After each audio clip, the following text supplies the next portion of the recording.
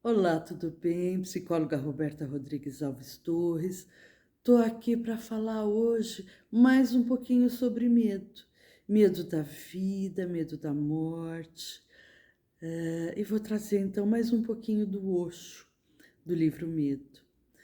Osho levanta que as pessoas têm medo da morte, né? Sendo que a morte é uma das únicas coisas certas da vida, né?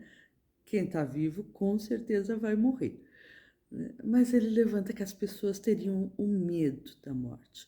E para não encontrar, não se deparar com esse medo, com esse sentimento, com essa sensação, né, as pessoas acabam se enchendo de atividades, de coisas para fazer, relacionamentos, dinheiro, né, trabalho, cursos, né, um monte de coisa, tudo para não parar. Né, para não parar, não entrar em contato com o vazio, né? Não entrar em contato com o eu interior e com essa dúvida sobre a vida, a morte, o tempo que se tem, enfim.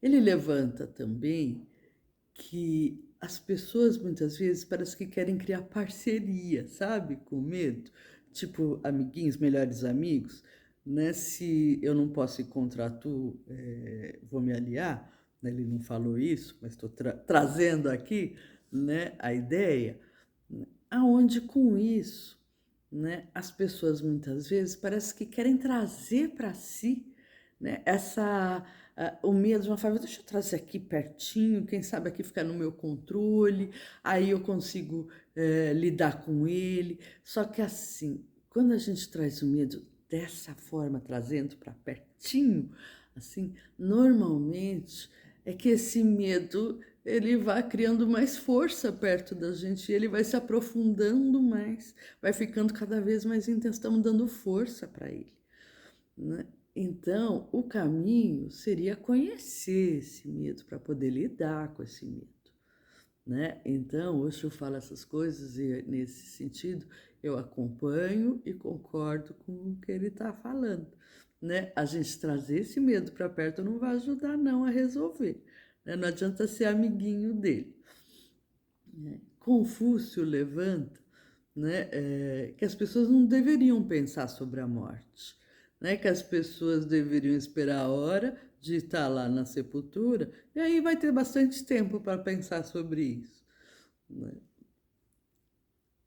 Pensar sobre a morte, quando as pessoas ficam pensando muito, elas deixam de viver, não prestam atenção no que está acontecendo aqui e agora. Né? Então é uma forma de evitação. É, tem uma outra questão que ele fala bastante, o Osho, sobre o ego. Só que ele levanta o ego, o eu, né, como sendo algo que as pessoas deveriam se afastar, né, se desprender do seu eu. Aí ele traz a teoria, né, toda a vivência dele com a espiritualidade que ele quer ensinar para as pessoas, né, mas que com isso, né, as pessoas ficam com maior possibilidade de encontrar esse outro lado mais espiritualizado. Então, seria importante desprender. Na psicologia, né, eu não visualizo, minha opinião, né, de que a gente possa se desprender do nosso eu.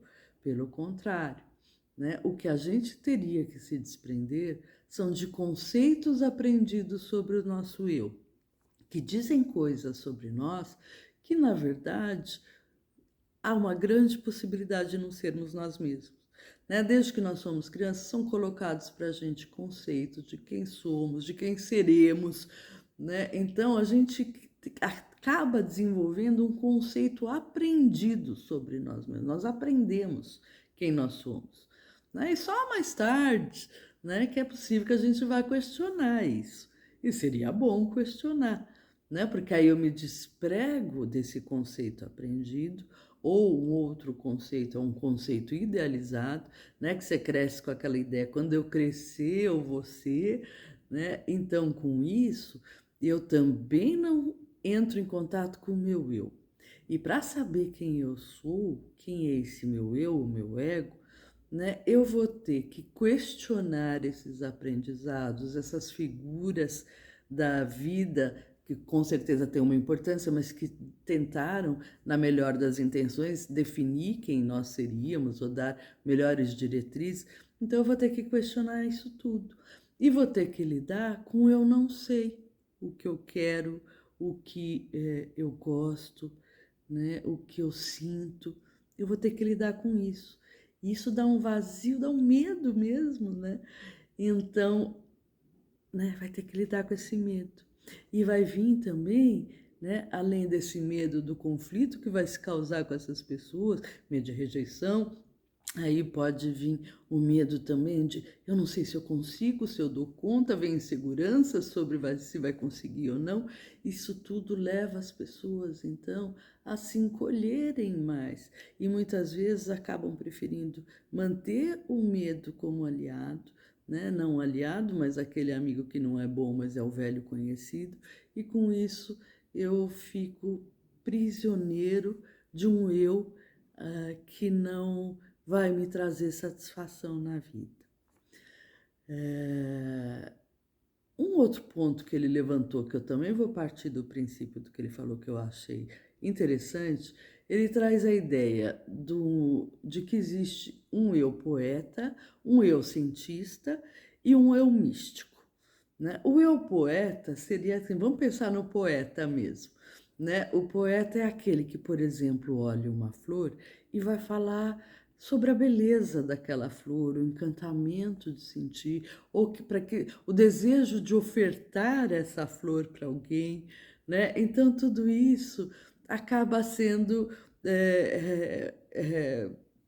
importante, valorizado, tudo, mas deixa a pessoa num papel de observadora, né? Tá observando aquela flor com a sua sensibilidade, mas com as suas referências, mas é um poeta falando, né? O cientista é aquele que olha uma flor e ele tem a curiosidade de saber o que mais que tem ali, o que que tem dentro dessa flor, como é que ela tem essas cores, deixa eu olhar o que que tem dentro, para isso ele vai ter que dissecar a flor, ele vai ter que destruir, talvez matar essa flor, né? Provavelmente eu vou dissecar, eu vou destruir. Algumas pessoas dirão, não, mas esse é o mais realista, ou esse é o mais racional. Ok, né? Também isso é importante, né? Pessoas que tenham essa função. Mas é uma pessoa que não vai estar se relacionando com as sensações, e sim com o entendimento, com a teoria. Né? E ele fala do místico. O místico estaria mais ligado a uma situação de espiritualidade, e para isso ele traz, por exemplo, o exemplo do Shakespeare, né, naquela fala, né, ser ou não ser, eis a questão. Né? E ele desenvolve, isso é uma fala de um poeta. Né? O poeta fala isso, está valorizando o Shakespeare, hein? Mas ele fala isso, mas a pessoa que fala, ele não está sábio o suficiente. Né? Porque a pergunta não deveria ser ou não ser, eis a questão. A frase deveria ser e não ser, eis a questão. Porque ele associa o ser com o ego e o não ser com esse elevamento, essa elevação espiritual, né, com essa sensação de transcendência. Aí aqui também, como eu não estou me referindo a questões da espiritualidade, né, eu vou trazer à parte sobre isso, né? Em que sentido? Né? Primeiro, que o ser, para mim, né, psicóloga, dentro da minha visão e percepção, é sempre muito importante. Né? A gente sim poder conhecer os nossos medos, fazer todo esse processo para poder achar o nosso eu. Né? E isso é extremamente importante para a gente poder se conectar com a nossa essência e encontrar uma forma melhor de estar na vida com melhor satisfação. Né? O não ser, né, eu olharia de tal forma, não ser aquilo que disseram para que eu fosse. Né? Então, ser e não ser o que disseram para eu ser. Ou, né, vou seguir um pouco mais a ideia de Shakespeare, né, aonde ser ou não ser é extremamente importante.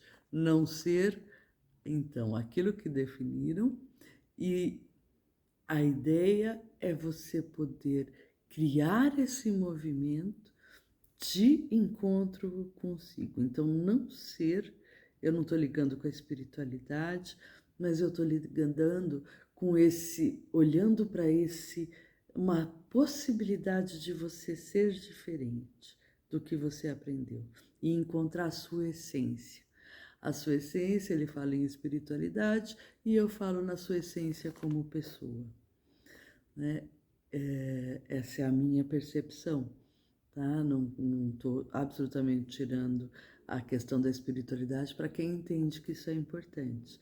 Mas se as pessoas entenderem pelo menos a importância dessa valorização desse encontro consigo mesmo, com certeza ela já vai ser um ser humano melhor, no sentido de mais feliz e podendo se comunicar mais com as pessoas e se relacionar melhor com as pessoas.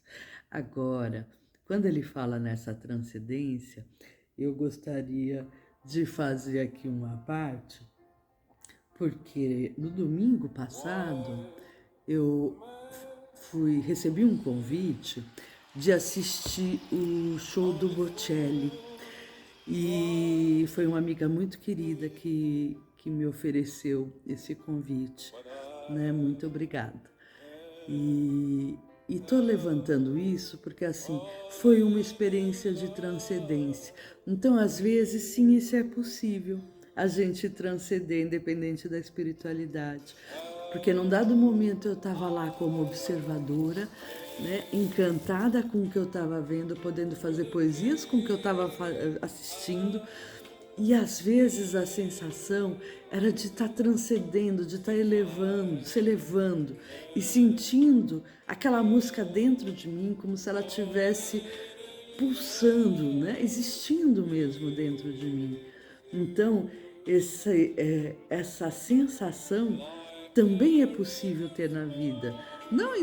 Não em todo momento, se você conseguir isso em alguns momentos da vida, isso já é muito bom, né? E vou dizer mais, isso às vezes a gente consegue num relacionamento que traz esse encontro gostoso, numa relação sexual em que há entrega, né? Em que as pessoas podem vencer esse medo da vida, né? Dessa força, dessa falta de controle e deixar essa sensação de êxtase viver dentro delas, né? Sentir dentro delas e deixar fluir. É a mensagem que eu gostaria de deixar, né? Vou falar mais sobre sexualidade, né? Sobre essa entrega, mas hoje é a mensagem que eu gostaria de deixar é essa. Beijo grande, se você gostou, deixa seu like, indique para amigos e se cuida sempre, tá bom? Beijo grande, boa semana.